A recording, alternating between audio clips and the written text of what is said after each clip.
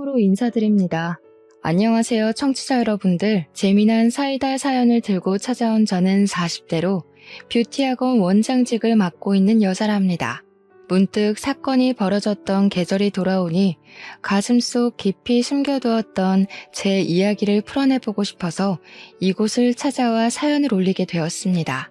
어떻게 보면 파란만장하고 어떻게 보면 한편의 코미디 영화 같았던 제 삶을 최대한 재밌게 풀어내 보겠습니다. 처음부터 끝까지 저와 함께 해주신다면 힘이 날 것 같습니다. 지금부터 제 이야기를 시작할게요. 저는 미용고를 졸업하고 메이크업과 네일아트 자격증, 피부관리사 자격증을 딴 뒤 10년이라는 세월을 현장에서 발에 땀이 나게 뛰며 굴렀습니다. 사실 이 직업이 꾸미기 좋아하는 사람들이 모여 일궈낸 일터라고 생각하실지 몰라도 정말 치열하고 누구보다 바쁘게 살아야 하는 직업이거든요. 유행에도 민감해야 하고 고객들이 원하는 니즈를 정확하게 파악해야 하고 거기다가 스몰 토크까지 완벽하게 해내야 하는 직업이죠. 쉽게 생각하고 뛰어들었다가는 제풀에 지쳐 꺾여나가는 사람이 한둘이 아니랍니다. 현장에서 이리 구르고 저리 구르다가 문득 기본기조차 제대로 배우지 못한 후배들이 고생하는 모습을 보고는 결심하게 되었습니다. 내가 제대로 후배들을 양성할 수 있는 교육기관을 차려보면 어떨까 싶었던 거죠. 그래서 저는 나이 30에 뷰티학원이라는 간판을 달고 교육자의 길을 걷게 되었습니다. 사실 말이 좀 거창하긴 한데 저로서는 무척이나 자부심을 가지고 일을 했기 때문에 조금 오글거리는 표현이어도 참아주시면 감사하겠습니다.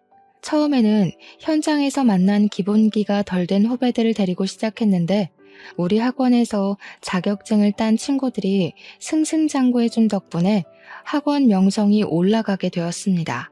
물론 제가 꼼꼼하게 가르치는 부분이 한몫하기도 했지만 운빨도 무시 못했죠. 작은 상가 건물 3층 한편에서 시작했던 학원이 지금은 강서구에서 건물 하나를 통째로 쓸 만큼 번창했습니다. 그러니 제가 얼마나 노력을 하고 잠을 줄여가며 일을 했는지 상상이 가시죠? 제가 자부심 충분히 느낄 만하지 않겠습니까? 이 자리까지 오기 위해 얼마나 노력을 했는지 지금 생각해도 책 5권은 쓸 수 있을 것 같습니다. 20살에 피부관리사 자격증을 따고 에스테틱에서 일을 했을 때 만난 진상들 이야기를 시작하면 벌써 책 1권 뚝딱 나오고요. 저한테 관리를 받고 뾰루지가 났다고 피부과 진료 비용 몇백만 원을 물어내라고 했던 김포에 사시는 40대 아주머니는 평생이 가도 기억할 것 같습니다. 제 마사지를 받고 어깨 뭉침이 풀리기는커녕 50견이 온 것 같다던 아주머니 또한 말이죠. 피부 관리실에서 일을 하면서도 네일아트 자격증을 땄던 저는 네일아트 숍을 운영하다 망하기도 해봤습니다. 그 숍이 망했을 때는 정말 세상 모든 짐을 다 짊어진 사람처럼 우울증에 빠지기도 했어요. 벌었던 돈 탈탈 털어 차렸었던 숍이니만큼 빚도 생겨나서 미치는 줄 알았죠. 하지만 바로 메이크업 출장 일을 하면서 그 빚을 갚아나가기 시작했습니다. 돌잔치 출장 메이크업을 나가기도 하고 연예인들 메이크업도 했습니다. 이게 또 부르는 게 값인지라 돈은 쏠쏠하게 벌게 되었고 또 금방 갚고 학원까지 차릴 기반을 마련하게 되었습니다.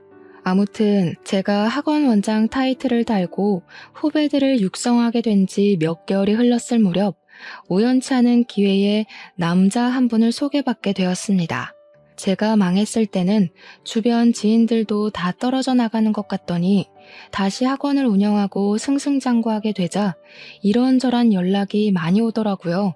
쳐낼 사람은 쳐내고 정말 제 인생의 지인이라 생각하는 명명만 남겨두었던 터라 소개팅을 시켜준다는 말에 냉큼 알겠다고 했습니다. 아무튼 소개팅으로 만나게 된 그분은 사람이 매우 성실해 보였고 숙맥이긴 하지만 자기 일에 자부심이 있는 사람처럼 보였습니다. 그분이 하는 일은 크레인 기사였는데 처음에 저는 크레인 기사가 막노동하는 사람인 줄 알았거든요. 물론 제가 무지해서 일어난 오해였죠. 제 지인분께 어떻게 공사판에서 구르는 사람을 소개해주냐고 화를 내기도 했네요. 크레인 기사라는 게 상당한 기술이 필요한 직업이고 자격증 또한 따기 어렵다는 걸 알게 되고 나서는 진심으로 사과를 했습니다. 버는 돈도 꽤 되는 것 같고 무엇보다 살림이 성실하다는 것이 저의 마음을 사로잡았기에 연애를 시작하게 되었습니다. 2년 정도 연애를 한 뒤에 종착지인 결혼에 꼴이 나게 되었습니다. 그런데 결혼 준비 기간부터 약간 삐걱거림이 시작되었어요. 결혼을 하려면 제일 먼저 하는 일이 뭔지 다들 아시죠? 바로 상견례 말입니다. 프로포즈도 받았고 반지까지 나눠낀 마당에 자꾸 예비 신랑이 차일피일 상견례 자리를 미루는 게 아니겠습니까? 분명 우리 집에도 인사를 다 드렸고 시댁에 가서 인사를 드리겠다고 하는데 자기네 집에는 인사를 드릴 필요가 없다는 말만 반복하더라고요. 아니 그게 말이나 됩니까? 결혼식을 올리겠다고 하는데 시댁에 인사를 드리러 갈 필요가 없다고 하니 수상하더라고요.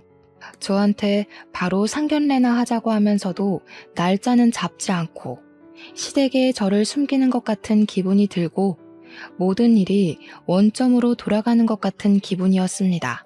오죽하면 예비 신랑에게 혹시 유부남이냐고 그래서 자꾸 인사를 시키지 않는 거냐고 물어보기까지 했습니다. 왜냐하면 그때 저희의 나이가 벌써 37살이나 되었던 시점이었거든요. 나이를 먹을 만큼 먹었으니까 유부남일 가능성도 충분하다고 자꾸만 의심이 들기 시작했어요. 오죽하면 제 이야기를 아는 지인들이 미행을 해줄까? 등본이라도 떼우라고 시켜봐 하면서 조언을 해주었습니다. 예비신랑은 유부남 이야기를 듣자마자 절대 아니라며 가족관계 증명서를 떼다 보여주면서 미혼임을 확인시켜주기도 했습니다. 미혼인 걸 확인하고 나니까 상견례를 미루는 행동이 더 이해가 가질 않더라고요. 그래서 왜 그러는 거냐고 화를 내니까 그제야 멋쩍어 하면서 이야기를 하더라고요. 자기한테 형이 하나 있는데 이혼을 한 지 얼마 안 돼서 집안 분위기가 뒤숭숭해서 그렇다는 것이었습니다. 저는 순간 깜짝 놀랐죠. 계속 상견례 하자고 졸랐는데 친형이 이혼을 했다고 하니까요. 집안이 뒤숭숭하고도 남을 일이라서 제가 너무 아이처럼 보챈 건가 싶어서 미안하기까지 했습니다. 예비 신랑에게 아주버님이 이혼한 이야기를 물어보니까 말을 또 아끼더라고요. 무슨 비밀이 그리도 많은 건지 나 참.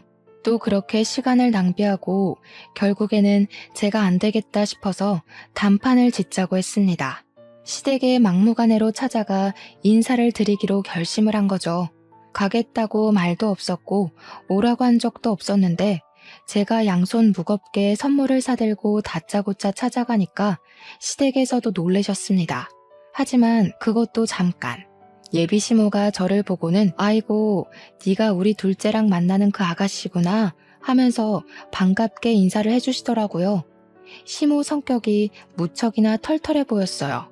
오, 생각보다 나를 환대해주는 분위기구나 느낌이 좋다 싶어서 방긋 웃었는데 순간 저를 위아래로 쭉 훑어보시면서 스캔을 하시더라고요. 약간 쎄한 기분이 들 찰나에 저에게 그 옷 비싼 옷이냐고 슬쩍 물어보시더라고요. 그래서 아니라고 그렇게까지 비싼 옷은 아니라고 했더니 마침 잘 됐다면서 저녁 준비하려고 했는데 저보고 일손 좀 거들라고 하시더라고요. 순간 너무 당황해서 쓱 건네시는 앞치마를 받아버렸고 멀뚱히 있을 수가 없는 분위기가 되어버려서 체념을 하고 앞치마를 둘렀습니다. 싫은데요? 했다가는 당장 나가 할 것 같은 분위기였어요. 진짜예요. 등 떠밀려서 어영부영 시키는 일 하면서 저녁 준비를 돕고 있는데 안쪽 방에서 아주버님으로 보이시는 분이 나오시더라고요.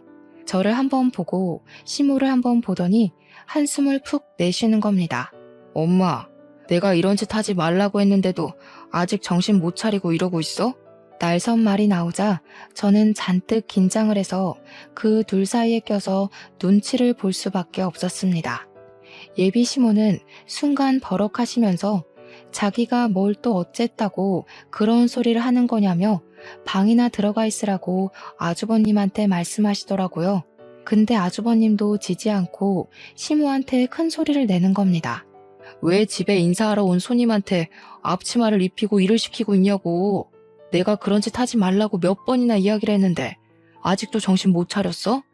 아니, 얘가 하기 싫었으면 싫다고 했겠지. 군소리 없이 일 잘하고 있는 애한테 왜 그런 말을 하는 거니? 이게 다 내 탓이야? 네가 말을 좀 해봐라. 갑자기 시선이 저한테 모이게 되더라고요. 무슨 말을 해야 할지 몰라서 우물쭈물 눈치를 보고 있는데 아주버님도 저를 보면서 한 소리 하셨습니다. 손님으로 인사드리러 온 자리에서 밥 차리는 거 돕고 싶어요? 조용한 거 봐라. 잘하고 있는 애 괜히 들쑤시지 마. 얘도 입이 있는데 당연히 싫으면 싫다고 말을 하겠지. 예비 시어머니가 될 사람 앞에서 면전에 대놓고 싫다는 소리를 어떻게 하겠어? 며느리가 그럴 수 있는 존재라고 생각하는 것부터가 잘못된 거야. 앞치마 벗고 거실에서 TV나 보고 밥이나 먹고 가요. 손님으로 왔으면 손님 대접받고 가는 걸로 합시다. 그러면서 저한테 앞치마 후딱 벗으라는 눈짓을 하시길래 이때다 싶어서 바로 앞치마를 벗었습니다. 뒤에서 시모가 허 하는 소리가 들렸지만 일부러 무시하는 척하고 아주버님 따라서 거실로 발걸음을 디디는데 그제야 예비 신랑이 방에서 나오더라고요. 집에 오자마자 인사만 쏙 하고는 안방에 있는 시부랑 이야기한다고 들어가서 자리에 없었거든요. 예비 신랑은 이게 다 무슨 소란인가 하는 표정으로 멀뚱히 저랑 시모를 쳐다보고 있더라고요. 그러니까 아주버님이 제가 벗은 앞치마를 예비 신랑에게 던지면서 일을 시키고 싶으면 네가 직접 하라고 왜 예비 신부한테 일을 시키냐고 화를 내더라고요. 남편은 아무것도 모르는 채로 무슨 소리를 하는 거냐고 분위기가 왜 이렇게 삭막하냐고 헛소리를 하더라고요. 눈치가 없는 건지 진짜 모르는 건지 어벙하게 굴자 아주버님께서 예비 신랑을 향해 큰 소리를 내셨습니다. 이런 집구석이니까 내 와이프가 도망간 거야. 그걸 왜 몰라? 어떻게 인사드리러 처음 집에 온 사람한테 당당하게 앞치마를 들이미냐고. 손님이면 손님 대접을 해야지. 며느리가 종이야? 그렇게 부려먹기만 하니까 내 와이프가 도망을 간 거라고. 내가 미리 알았으면 이런 일 없게 만들었어. 너 처신 똑바로 해. 그제야 저는 대충 아주버님이 이혼한 이유를 눈치껏 알게 되었습니다. 시모가 전 형님께 시집살이를 아주 혹독하게 시킨 모양이었더군요. 툭하면 불러내서 이거 해라 저거 해라는 기본이고 마트에서 장을 보는 일까지도 모조리 시켰다고 하더라고요. 다른 집 며느리들은 생일이라고 이거 해준단다, 어버이날이라고 해외여행 보내준단다 하면서 비교까지 해가면서 구박을 하고요. 그래도 시자가 붙은 사람이라 대접을 해야 된다고 생각했던 착한 병 말기 전 형님은 처음에 이것저것 요구하는 거 하나하나 비 맞춰주고 했대요. 나중에 제풀에 지쳐서 더는 이렇게 못 살겠다고 정신병 걸릴 것 같다고 이혼만 해달라고 울고빌고 빌어서 아주버님도 사건의 전말을 알게 됐다고 하더라고요. 그래도 꽤 열렬하게 사랑했던 사람이라 그런지 아주버님은 이혼의 충격에서 벗어나지 못했고 한동안은 술독에 빠져 살았다고 하더라고요. 지금은 시간이 조금 흘렀다고 출근도 제때 하고 술도 별로 안 마신다고 하던데 시모한테 악감정은 남아있는 듯 했어요. 그 와중에 동생이 결혼할 여자가 있다고 운을 띄우고 다짜고짜 들이닥쳤는데 앞치마 메고 일을 하고 있으니까 그때 생각이 났나 보더라고요. 아주버님이 생각했을 때는 자기 전 와이프도 이렇게 당했겠구나 싶었던 거겠죠.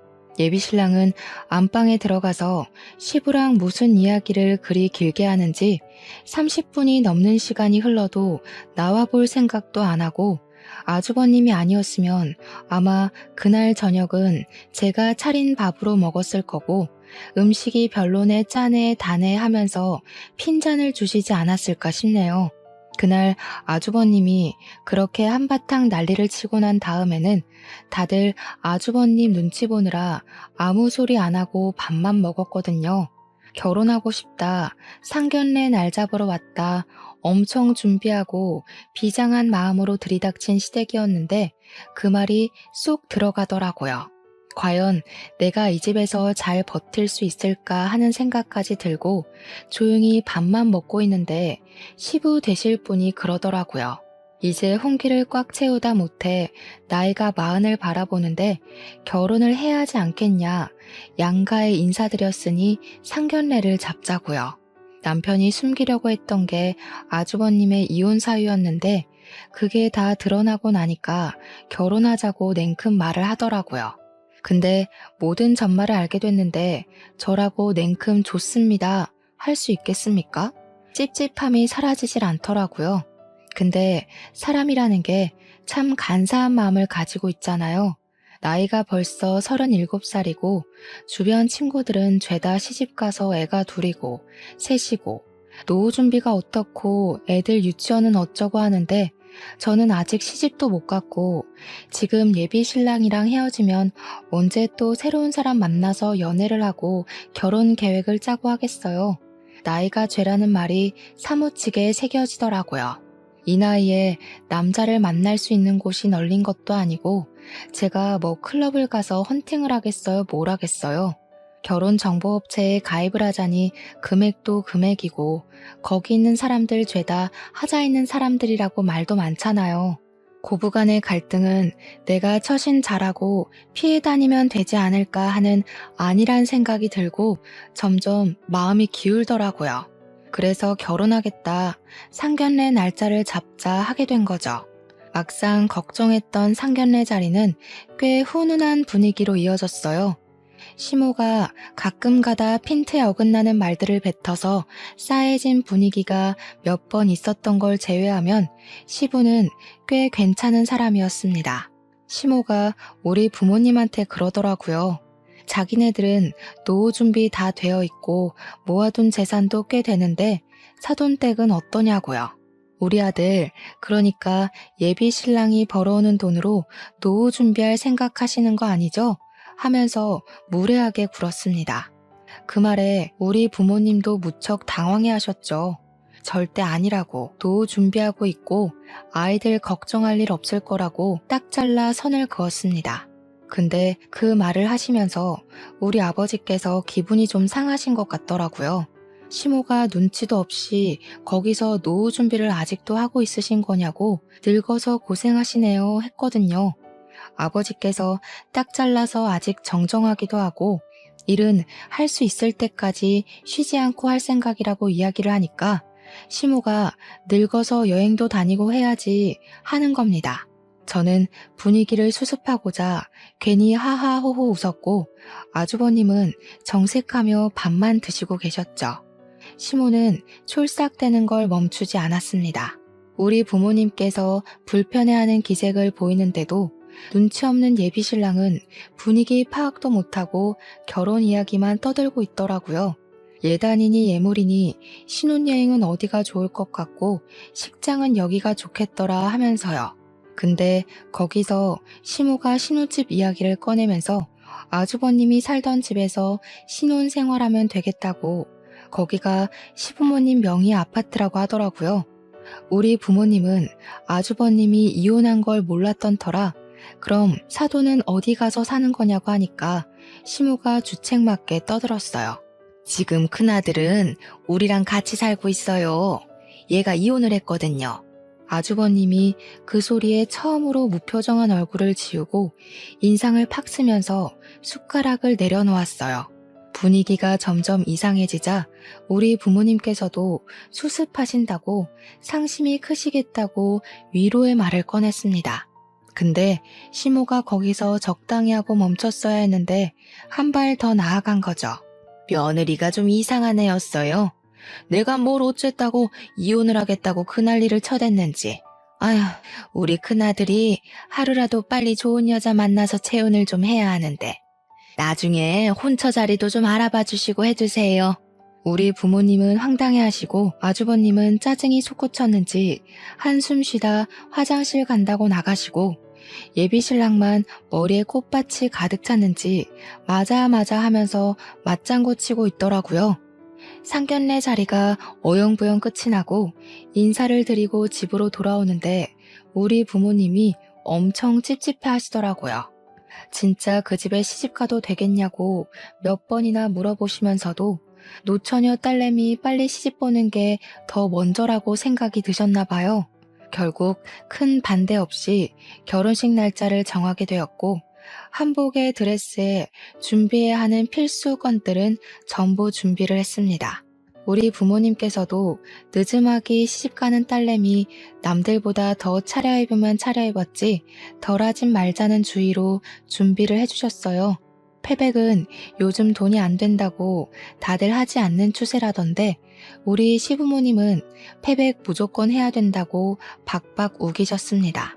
웨딩 플래너도 패백을 한다고요? 요즘은 잘 안 하는데 하면서 넌지시 말리는 분위기였지만 시모가 해야 한다는데 어쩌겠어요.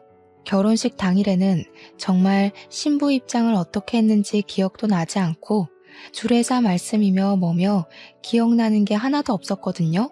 그만큼 정신도 없고 바쁘기도 했고요. 근데 딱 하나 패백만큼은 확실히 기억이 나더라고요.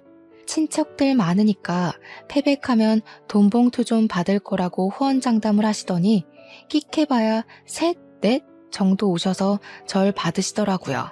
다른 친척분들은 패백은 무슨 패백이야 하시면서 이미 밥 드시러 사라지고 없었습니다. 당연히 인원이 적으니까 절값도 아주 조금 받았죠. 시부모님이 꽤 주실 거라고 돈봉투 두둑하게 준비한 것 같다고 남편이 이야기를 했는데 개뿔. 100만 원도 아니고 50만 원도 아니고 20만 원 넣으셨더라고요.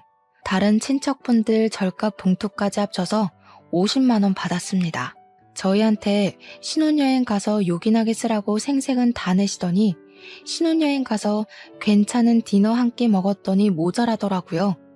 아무튼 신혼여행 잘 갔다 와서 선물까지 시댁 친정에 싹 나누고 지인들 만나서 감사 인사 전하고 이제 신혼 시작이다 했는데 말이죠.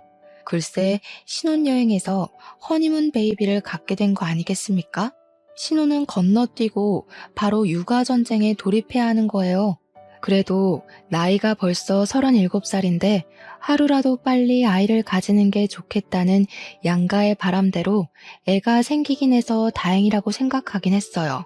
시험관을 해야 하지 않을까 고민했었는데 자연 임신으로 생겼다니 꿈만 같았죠. 저는 만사까지 일을 할 생각이긴 했지만 태교에도 집중하고 싶었기 때문에 일을 조금 줄이기로 했습니다. 보통 다른 학원들은 무늬만 원장인 경우가 많은데 저는 직접 강의도 하고 시험 대비반을 집중적으로 봐주고 있었거든요.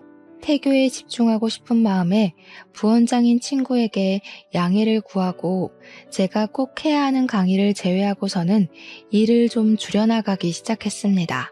다행히 수강생들도 제가 임신을 했다고 하니 너무 축하한다며 배려를 해주었습니다. 그러다 보니 여유가 생기기도 했고 남편이 크레인 기사로 일을 하고 있었기에 비가 오는 날에는 일을 하지 못해서 장마철은 내리쉬곤 했거든요. 때마침 여름 끝물에 장마가 시작되어서 같이 영화도 보러 다니고 못다한 데이트도 즐기고 있었는데 어느 날 갑자기 시모에게 연락이 온 겁니다. 그날은 우리 부부가 출산하고 나면 제대로 된 데이트도 못 즐길 게 뻔하니까 임신 기념으로 호캉스를 가자고 한 날이었어요. 호텔에 1박 1정으로 먹고 자고 하면서 수영도 하고 도심을 즐기자고 한 날이었죠. 그날 저녁에 호텔에서 쉬고 있는데 시무한테 전화가 와서는 왜 우리 집에 불이 꺼져 있냐고 아직도 밖이냐고 묻는 겁니다. 저는 좀 당황해서 지금 호캉스를 즐기러 나와 있다고 하니까 갑자기 돈이 썩어나냐고 멀쩡한 집 내버려 두고 왜 호텔에서 자냐고 성질을 부리시더라고요. 저도 할 말은 하는 성격이라 출산을 하고 나면 이렇게 즐길 수 있는 시간이 얼마나 있겠냐고 지금 즐겨야 한다는 육아 선배들 조언에 놀러 나온 거라고 했어요. 시모는 저에게 집에 붙어 있어도 시원치 않을 판에 나간다면서 그렇게 좋은 데 갈 거면 자기한테도 가자고 한마디 물어볼 수 있는 거 아니냐고 하더라고요. 서운해 죽겠다고 저한테 핀잔을 주시는데 우리 부부가 우리 부부 돈으로 즐기겠다는데 시모가 왜 저러는지 이해가 가질 않았습니다. 막말로 시모가 호캉스 즐기라고 돈을 보태주신 것도 아니잖아요. 거기다가 제일 소름 돋는 건 우리 집 불 꺼져 있는 건 어떻게 알았는지였습니다. 남편에게 이야기를 하니까 대수롭지 않게 대꾸를 하더라고요. 원래 우리 집이 형네 부부가 살았던 집인 거 알지? 우리 엄마네 집에서 내려다보면 우리 집이 보이거든. 저는 완전히 몰랐거든요. 시댁이랑 같은 아파트 단지이긴 해서 가까운 건 알았지만 시댁에서 보이는 집인지는 꿈에도 몰랐어요. 제가 놀래서 남편한테 시댁에서 우리 집이 보인다고? 하고 물어보니까 남편이 몰랐냐고 그래서 일부러 그 집을 구매한 거래요. 시모가 매일 베란다에서 아주버님네 집, 그러니까 지금 우리 부부가 살고 있는 집을 내려다봤대요. 그게 더 소름이지 않나요? 매일 심심하면 관찰을 했다는 게? 제가 모를 수밖에 없었던 이유는 시댁이랑 저희 집이 바로 앞뒤통도 아니고 한 동을 걸러서 끼고 있는 집이거든요. 구조상 보일 리가 없다고 생각했는데 아파트가 일자로 쭉 세워진 게 아니라 들쑥날쑥 세워진 구조라 저희 집이 딱 걸려서 보이는 거였어요. 그 뒤로도 몇 번이나 시모가 연락 와서는 우리 아들 차가 아직 안 보이는데 우리 아들 퇴근 안 했니? 너네 거실에서 TV 보니? 불은 왜 꺼놨니? 하는 연락이 오더라고요. 제가 시모한테 오죽하면 우리 집 좀 그만 쳐다보라고 소름 돋는다고 이야기를 했죠. 시모가 오히려 저한테 어이가 없다는 말투로 엄마가 아들 집 좀 본다는데 말버릇이 그게 뭐냐고 혼쭐이 나야 정신을 차리겠냐고 하더라고요. 임신해서 진짜 너무너무 스트레스를 받았습니다. 제가 일을 줄였다고 했잖아요. 그 사실을 알게 된 시모가 허구한 날 저를 시댁으로 불러내기 시작했습니다. 아주버님이 알면 화낼 게 분명하니까 출근해서 없는 시간대에만 저를 불러서 배가 슬슬 나오기 시작한 저를 부려먹기 시작했습니다. 어느 날은 이불을 빨아보자고 불렀다며 임신해서 너무 집에만 있으면 안 된다고 하면서 이불을 밟으라고 하질 않나. 생전 안 해먹던 김치를 담그자고 하질 않나. 배가 나와서 쪼그려 앉아있기도 힘든데 다리 퉁퉁 부어가며 그 짓을 했다니까요. 하다 안 되겠다 싶은 마음에 시댁으로 부를 때마다 배가 아파서 못 가겠다고 집에서 쉬어야겠다고 강짜를 부렸습니다. 그러면 포기할 줄 알았더니 집으로 찾아온 거 있죠? 저한테 집안 꼴이 이게 뭐냐면서 잔소리를 해대는데 짜증이 확 나더라고요. 저도 막 나가야겠다 싶어서 소파에 드러누워서는 어머님이 오신 김에 청소 좀 해주시라고 이불도 빨아주시고 커튼도 빨아주세요 했죠. 그랬더니 어디 며느리가 누워서 시모를 시켜먹냐고 가정교육을 그렇게 받았냐고 하는 거예요. 우리 부모님은 부당한 거 참지 말라고 가르쳐 주셨어요. 제가 다른 놈 씨를 뵌 것도 아니고 어머님 손주 품고 있는데 왜 이것저것 못 시켜서 안달난 사람처럼 구세요? 네가 다른 놈 씨를 뵐 수도 있지. 바깥에서 강의한답시고 맨날 밖으로 싸돌아다니지 않았니? 네가 학원을 갔는지 다른 놈이랑 바람을 피웠을지 내가 어떻게 알아? 너 말 잘했다. 애 낳고 나면 바로 유전자 검사부터 할 거니까 그런 줄 알아. 순간 머리가 띵해지면서 내가 지금 무슨 소리를 듣고 있는 건지 이런 취급을 받으면서 내가 살아야 하나 싶더라고요.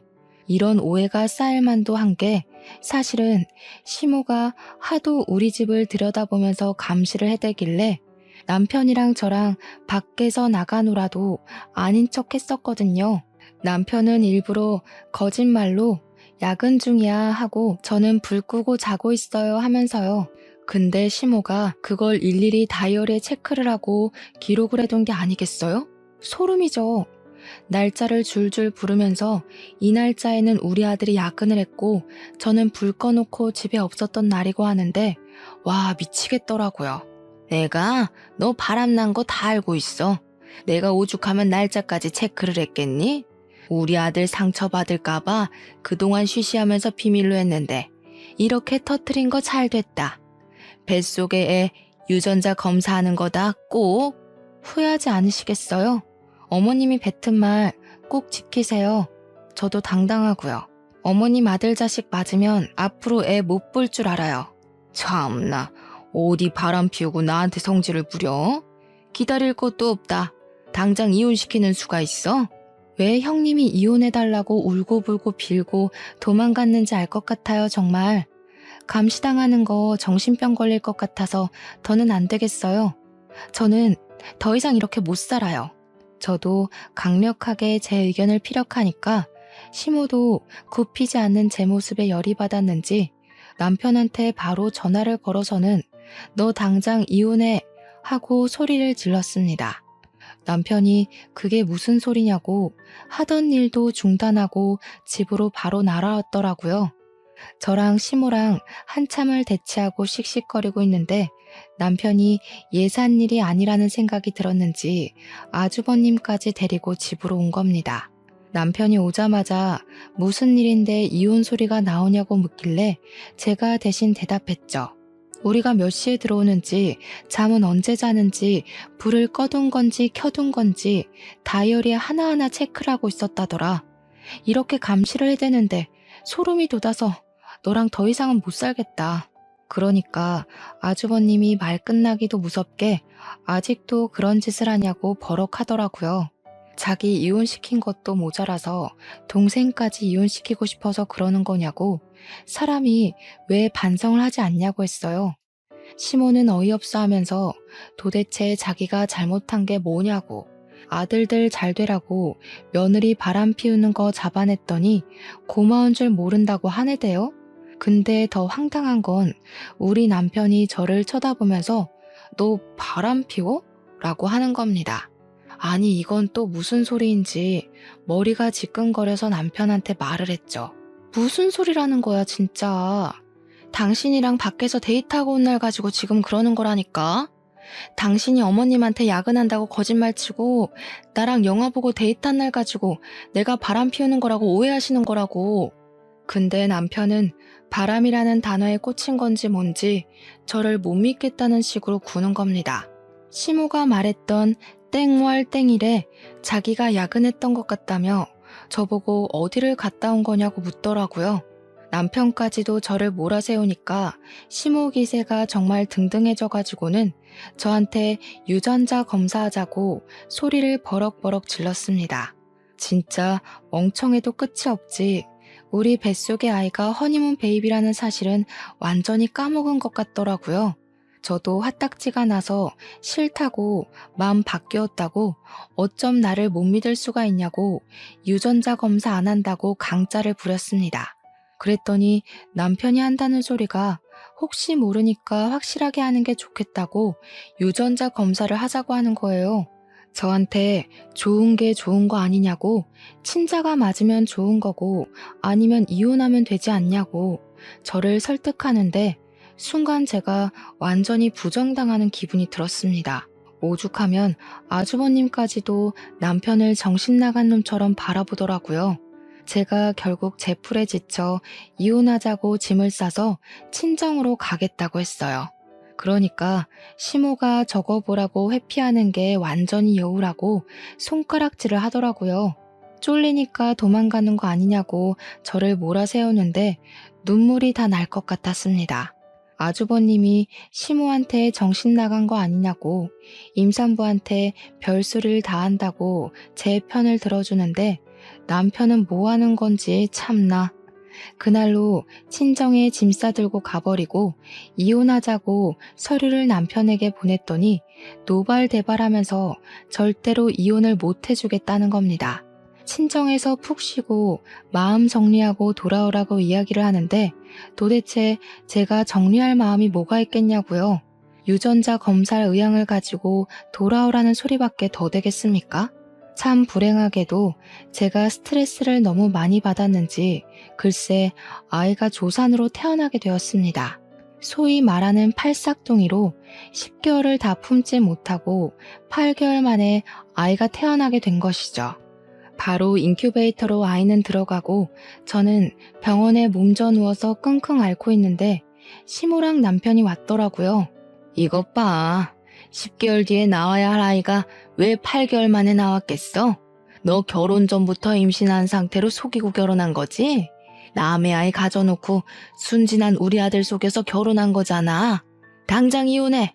우리 부모님은 이게 다 무슨 개소리냐며 화를 내셨고 시모는 의견을 굽히지 않았습니다. 대판 싸우는 와중에 남편이 저를 싸늘하게 쳐다보는데 진짜 실망을 더할 수도 없겠더라고요. 저는 그냥 지쳐서 도장을 찍어주었고 이혼 서류를 제출하게 되었습니다. 제가 38살의 나이로 출산을 하게 되면서 아이가 태어난 다음에 이혼을 하게 된 터라 출생신고를 먼저 하게 되었습니다.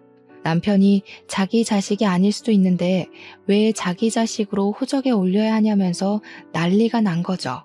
제가 지쳐서 네 자식 맞는다고 유전자 검사해주겠다고 하니까 남편이 그런 것도 다 조작할 수 있는 거 아니냐고 콧방귀를 끼대요. 제가 콩 심은 데 콩 나고 팥 심은 데 팥 난다고 이야기를 해줘도 들을 것 같지 않아 보였습니다. 나라법이 그런데 어쩌겠냐고 네 자식 맞으니까 인정하라고 몇 번을 이야기를 해도 듣질 않더라고요.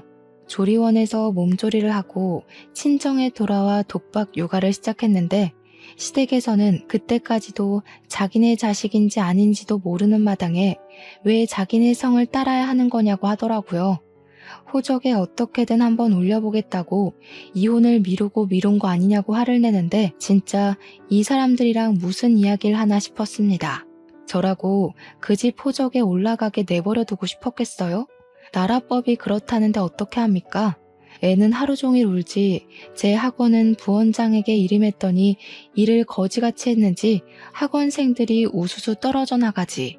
저한테 허락도 맞지 않은 상태로 무슨 이벤트를 열었다가 재정에 구멍도 크게 내고 학원 월세며 직원들 월급이며 나가야 하는데 돈은 모자라서 대출을 받아서 할 지경까지 이르렀어요. 그런 생활이 6개월이나 지속이 되니까 제 몸이 안 아픈 데가 없고 정신도 피폐해졌습니다. 애를 어린이집에 보내놓고 다시 일선에 뛰어들어야 하나 고민을 하고 있었습니다. 그러던 도중 학원 운영은 점점 어려워지고 부원장은 일만 잔뜩 벌인 채로 사직서를 내고 도망을 가버렸습니다.